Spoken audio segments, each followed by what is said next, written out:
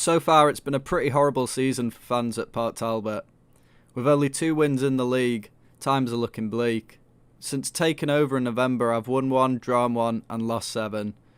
January meant one thing: restructure and rebuild. Okay, so I talked about needing new players in a few positions in the last episode.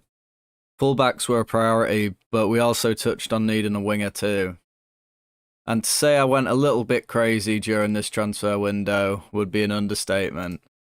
I made a total of 9 signings, which you haven't seen. I think I did speak about Ben Fossett last episode, but we'll get into him a little bit more. We needed a striker. We went 8 games without a goal, and we were just struggling to find the net. None of my team could find the net, so when Ben Fossett became available, he looked like the perfect player to bring in. Just to bag maybe 10 goals a season I'd be happy with. But so far he's played 3 games, 2 goals with an average rating of 7.03. I'm happy with that. I've already got my returns on him. It's probably one of the only players I did end up bringing in and paying a wage. But so far, if he keeps it up, it looks like it's going to be a good purchase. So the next player I wanted to talk about is Gruff Stead. Now, I believe he's going to be my first choice left back. I brought him in because he has really, really good determination, acceleration and pace. So, a determined player who always wants to go after the ball, who always wants to win the match, with good pace and a little bonus of 12 tackling. I think he's going to be a great signing for us. At only 20 years old, there's still a lot of room to improve, but I think he's going to be our first choice left back. He's injured at the moment between 10 days and 3 weeks, but hopefully we'll see how he goes in the first few matches back, and I think he'll be a good signing. We really did need a left back. So next up we have James Watkin. He's a left midfield. He can also play on the left wing. We've got him down as emergency backup. I did need a backup, with Mines being the only player who plays in that position. I did need a good backup, and I think he's pretty solid. Good determination again, good pace, good acceleration, half decent dribbling, technique's good, good first touch. Alright flair. I mean, his work rate isn't the best for what I kind of go for, but it's not bad either. 9's pretty average, especially in this league.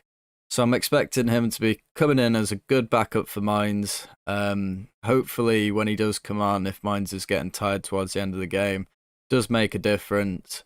But like I say, just trying to get more squad depth, and I think it's a good signing. Okay, and in our right back position, we've got Kai Powell-Roberts. Again, good determination, good tackling. His natural fitness is alright. Pace and acceleration, not the best, but decent. Good strength, 21 years old. Can also play at centre-back. It's only 1.5 stars, but I don't really trust whoever's marking him. And yeah, so I think he's going to be pretty solid. Going to be my first choice right back. He's better than any other right back I've got at the moment. So I think he'll come in well. It's a good signing. I did need right back and left backs, and I think I've got 2 first choices there. And hopefully, if I strengthen these positions, we will be able to grind out a few more results. So I'm looking forward to seeing him play his first game for us. And hopefully, I hope he doesn't make me eat my words, he performs. So I do think they were my main 3 signings who I did need. We'll quickly go through the rest of them. We got Kieran Rees. I got him more as another backup for left back position. I do think Stead's going to be playing ahead of him, but if he's injured at the moment, which he is, if he plays well and impresses me in a few games, who knows, I might keep starting him. But another good left back. I did get him because Stead was injured, and when you're paying him £0 per week, you may as well. We'll quickly go through these. Matthew Cole, another right back who I got on loan. I didn't actually know anything about him. He was one of the first signings I made. I saw I could get him on loan, not pay him any wage, and just for the sake of the squad depth, I took him in. Next one, we have Kieran Smith, another winger. I mean, I don't think he's going to stand out in front of Watkin Mines, but not half bad. I don't really like his determination being 7, but he's got alright work rate, good technique. He's just got hardly any physical attributes. His strength's probably better than a few of the other younger lads, but not the best. I'll probably try and loan him out if I can. And Taylor Williams, we got him at centre mid, 19 years old. I think he's got definite room to build.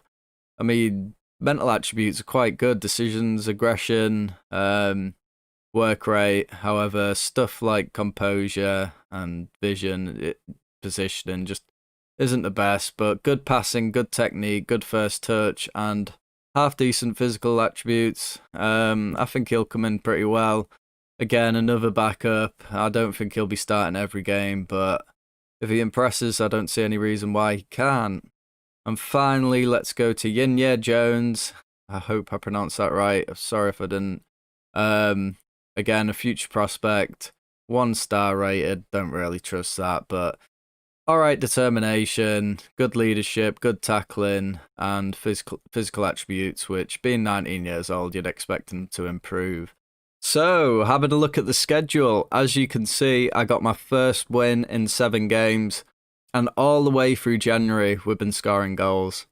We went on such a goal drought, only managing 1 against Afan Lido, who are our main rivals, but January started to see us score goals again. And we'll go into Taffwell's game because we've won, and Eardley and Facette scored, so if we can watch these goals here. I seem to remember Facette getting an absolute worldie. I could be wrong, but I'm pretty sure he did. So Dalton, great cross in, all the way to the back post, and it's Eardley who bangs it off the inside of the post, far corner. What a finish. Hopkins restarts, Kokoro finds Facette. What a strike that is. That is the finish of a world-class player.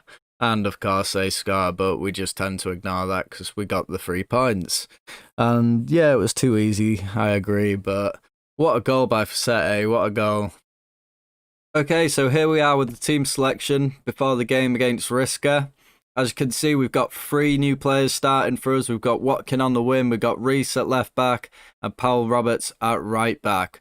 Obviously, I don't have all of my new players available to me at the moment. We know that Stead's injured.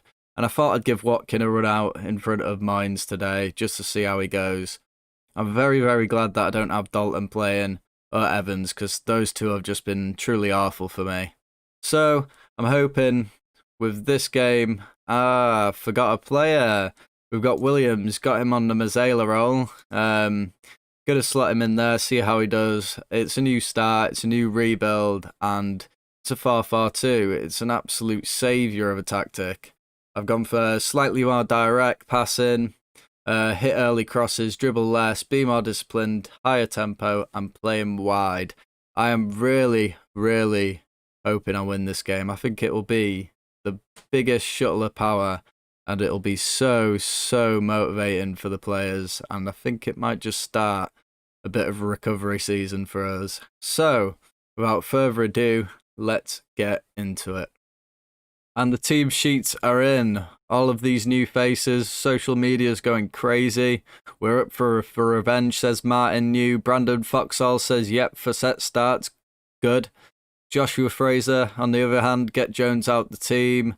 And Holly Manley, don't think the fact we're in poor form bodes well at all. Well, I believe it's time to change that. If we're going to go to pump fist and act on revenge, get them motivated as we go to kick off. I've improved my graphics a little bit more as well. Put it on the highest setting. I know my computer can deal with it, so I decided to stick it on there. So we're looking for patient build-up here as Hall and Waters keeps it between them. It's our first touch for the new man, Paul Roberts, before going to no highlight. And now we wait. Already looking up in the top left corner, you can see shots. We've had 2, 1 on target, 0.09 XG, but promising start. We've been making some chances at least. As Jones misses the ball, sets through, and it's a good catch for Airy. Not really a troubling shot, but good start, I'd say.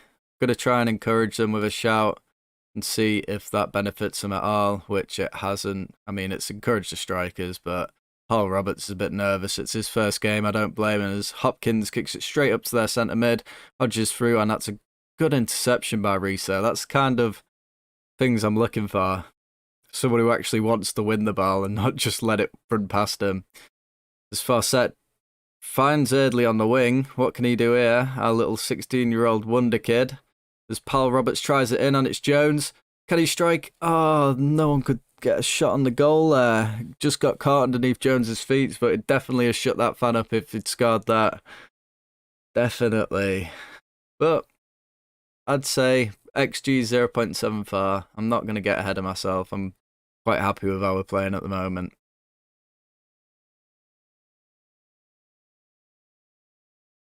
Let's see then. We go into half time. The XG match story, we've been well ahead, but we haven't made any of these chances count just yet, which I'm going to ask them to do this half. Let's see. We've been a better team here. Just keep what we're doing, and it will be fine. Complacent, motivated. I do really, really hope we get a goal in this. We have played well, and I think it'd be deserved of a goal. But only time will tell. They might change the tactic and come at us a bit more. They were sat back massively. So here's hoping we could just get that goal, which will get us over the line for 3 points. I'm going to demand more from the team, try and fire them up a bit. As you can see, Reese, despite making that good interception, which I did notice, he's on a 6.2, which isn't the best at the moment. As Burrows goes for the shot, safe hands with Hopkins. He's not letting that in at all. So let's just hope we can get another chance in this. Getting up to 71st minute, I'm going to make a change. How do we get to the old view again? I can't remember how to do this. Let's click on this tactic. No, maybe not. Okay, never mind. So I'm going to bring on Lewis Moynes for James Watkin. It's his first game, 6.4 rating. It's not the best, but in all fairness, he might be a little unfit. Bring on Lewis Moynes. I do want to swap Cameron Jones for Snaith. I know I wanted him to make that fan eat his words, but it doesn't matter. And I believe, nah, I'm going to keep it as it is at the moment.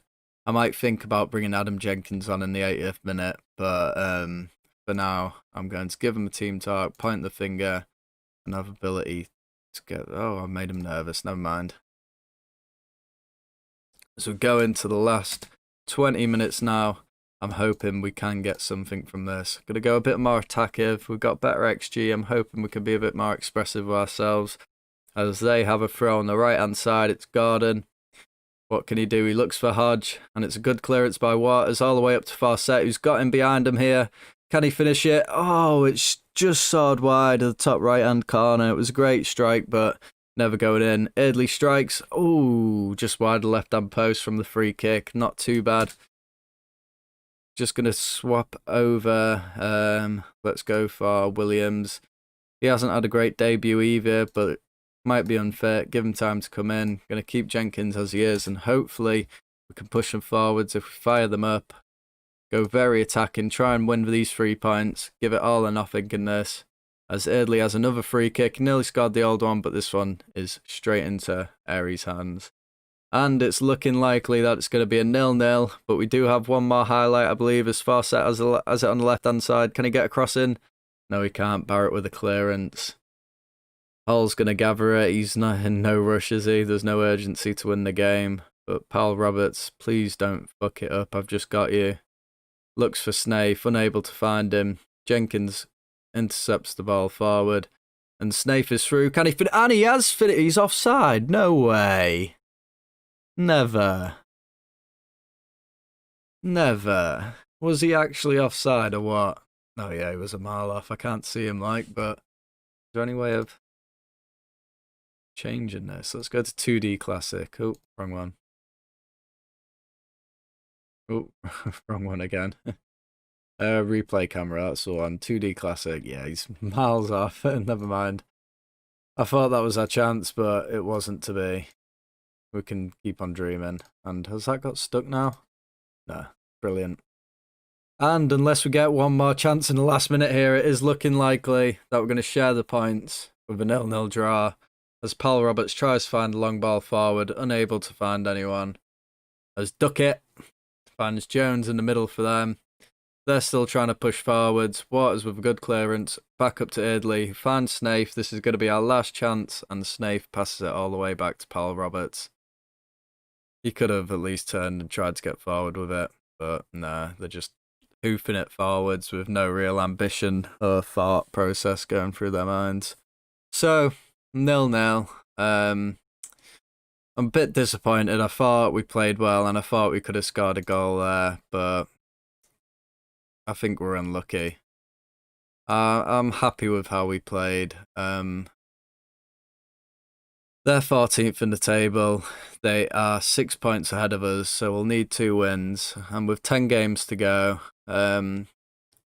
it's not looking promising, but I do believe we can make it back. I do believe with the players we brought in.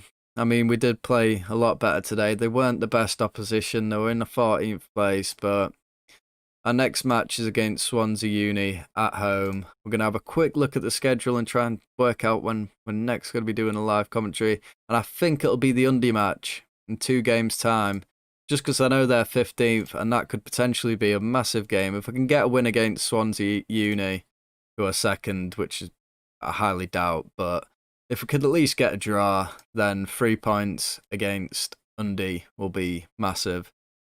Just as we go into the last few months, Undy's going to be the next game I commentate over. Once again, I know I'm getting used to a bit of live commentary now. There's still going to be the odd mistake now and again, and I am looking forever at ways to improve my series and my videos. So, once again, if you think you have any tips or ways I can improve them, drop them down in the comments.